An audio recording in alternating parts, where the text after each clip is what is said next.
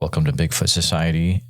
In this special members-only episode, I talked to Stephanie about her childhood growing up with a Bigfoot in her backyard. It's a very emotional and intense episode.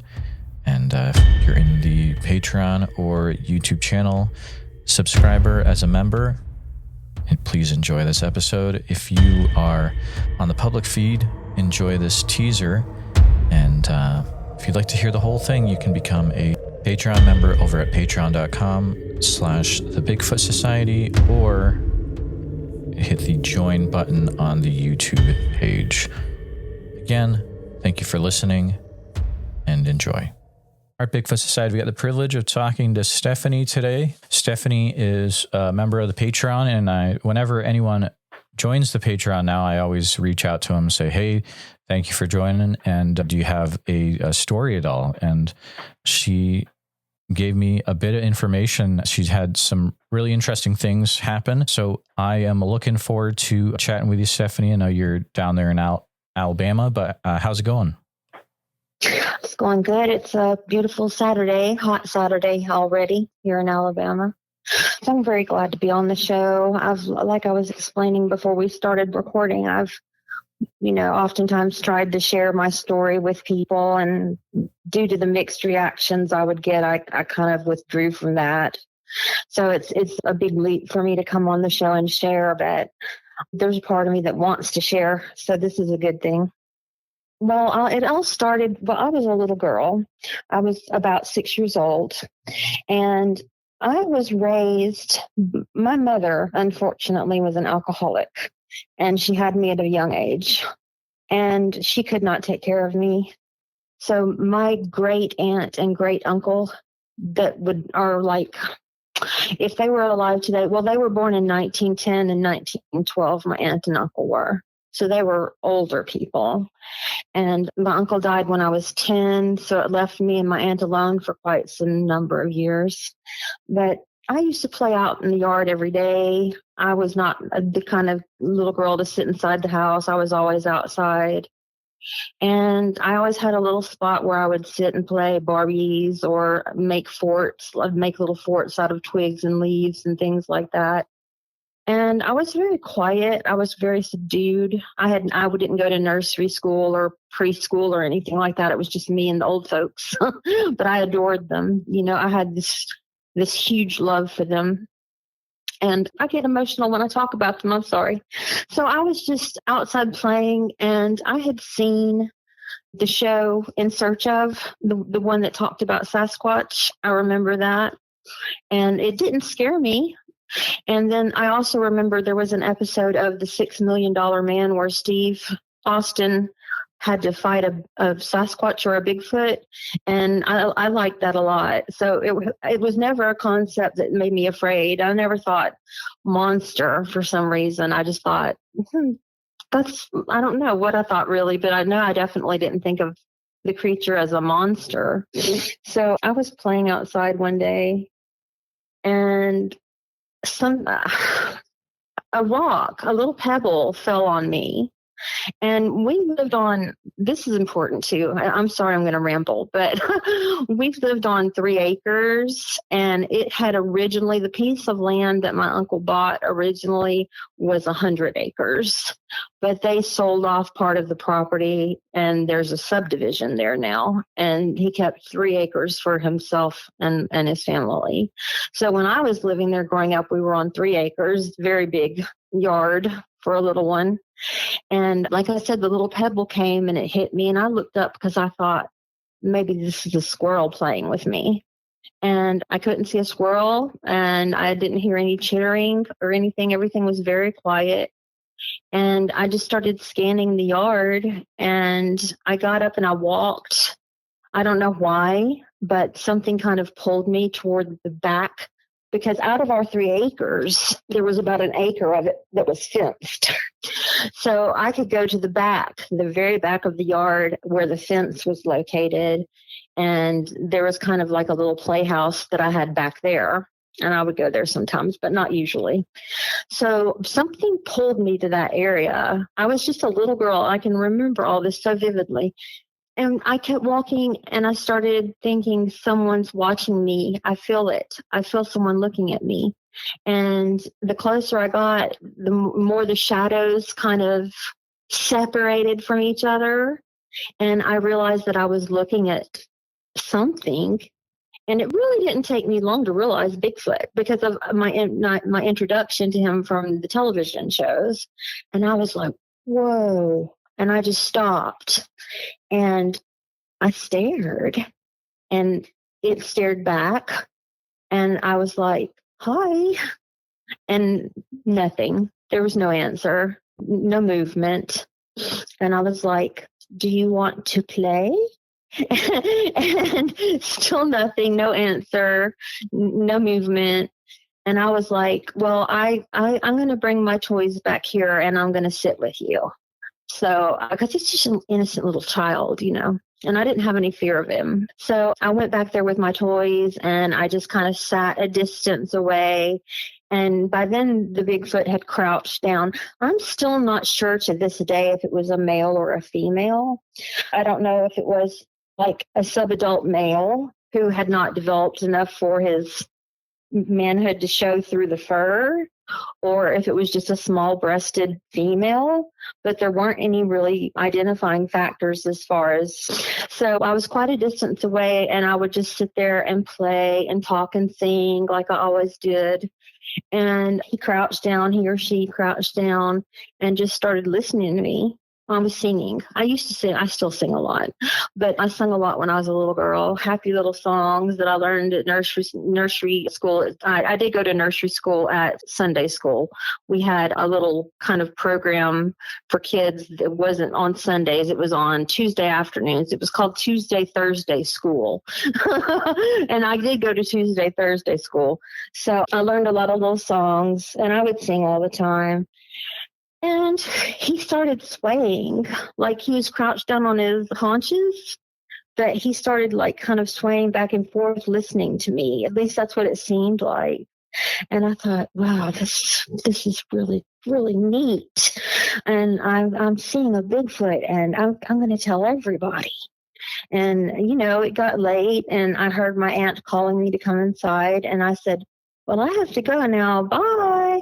And I gathered up all my toys and I ran inside the house. I had dinner. I didn't, I really didn't tell anybody that night because my grown-ups were talking grown-up things. And I was raised by, again, these people were quite a bit older than me. And they had some interesting rules about kids. Children are to be seen and not heard was one of them.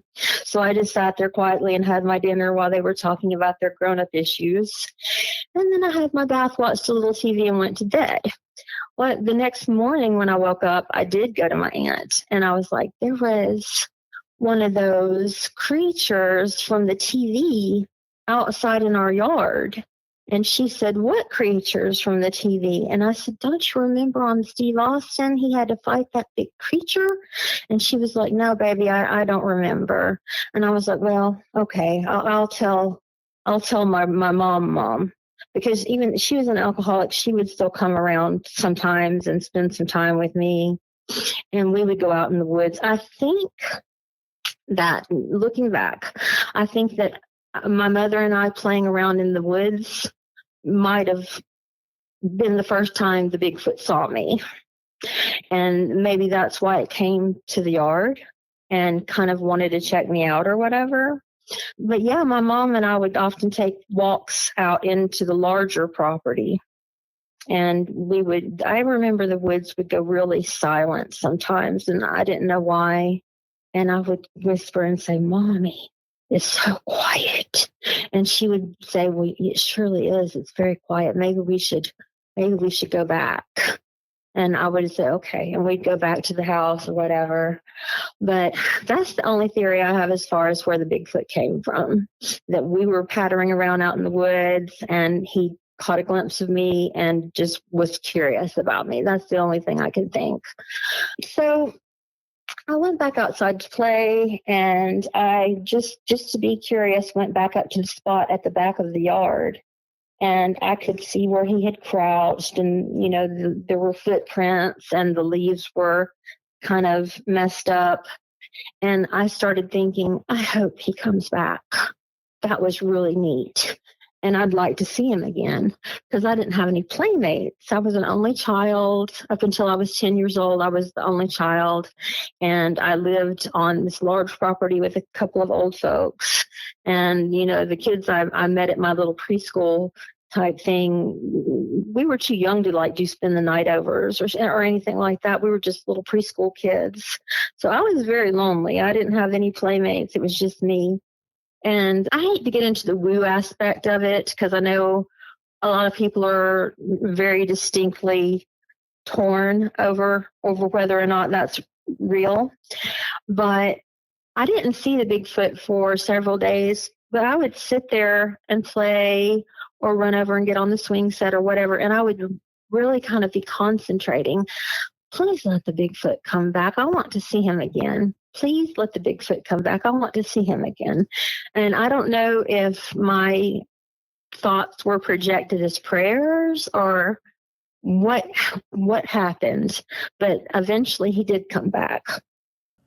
Please take a minute to help out the show by subscribing on YouTube, making sure you hit the bell so you don't miss any notifications, and share the episode on YouTube with a friend. Also, if you're listening to us on a podcast, thank you so much. Make sure that you're subscribed, share the show with a friend. Really, it's all about sharing the show wherever you can. If you've had a Bigfoot encounter related to the following or know someone who has, please reach out to me at bigfootsociety@gmail.com or pass on my email. Here's the list. All right, I'm going to use this space this week to announce that I'll be at the Sasquatch Summerfest in Oak Ridge, Oregon as an attender. I won't be presenting or anything, but I'll be hanging out, trying to interview people that have had Bigfoot encounters. If you're from the Oak Ridge, Oregon area or surrounding and you've had a Bigfoot experience, please contact me directly, bigfootsociety@gmail.com. Also, Priscilla was nice enough that if you get your tickets through SasquatchSummerfest.com and use code BigfootSociety, you can get 50% off the cost of your tickets, which is a big amount. So code Bigfoot Society to get 50% off your tickets, SasquatchSummerfest.com, and helps out the podcast as well. A special thank you to all the Bigfoot Society Patreon and YouTube channel members. It's your support that helps keep the show going, and I extremely appreciate it.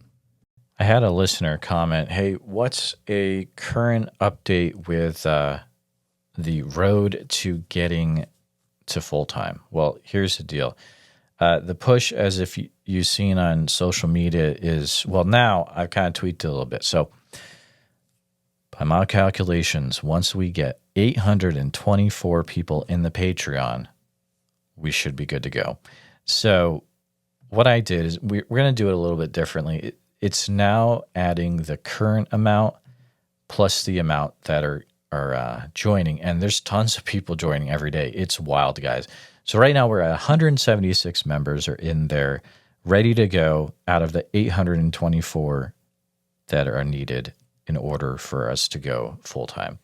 That puts us at about 22%. So if you've been putting around back and forth the idea of joining the Bigfoot Society Patreon, now's the time. I'm telling you, it's time to check it out. $7 a month starts. It's $15 a month as well. But $7 a month is a great place to start. Patreon.com/the Bigfoot Society. And if you can't swing that, please just share the show with your friends and make sure you're subscribed on your favorite podcast platform and YouTube as well. But thanks again so much for listening, guys.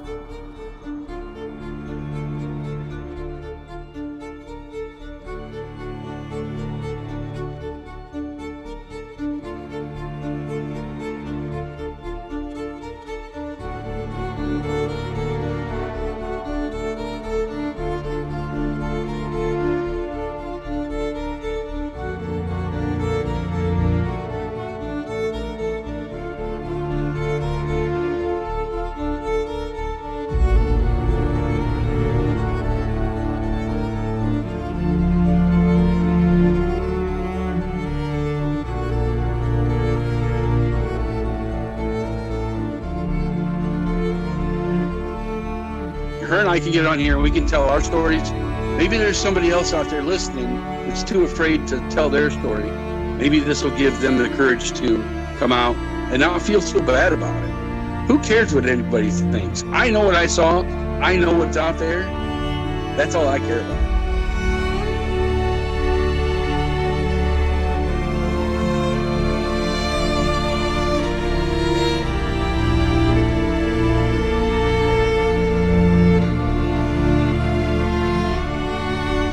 Please let people know. Please let them know. If you ever see one of these things, you need to tell. Because if you don't, then shame on you. You know? Shame on you.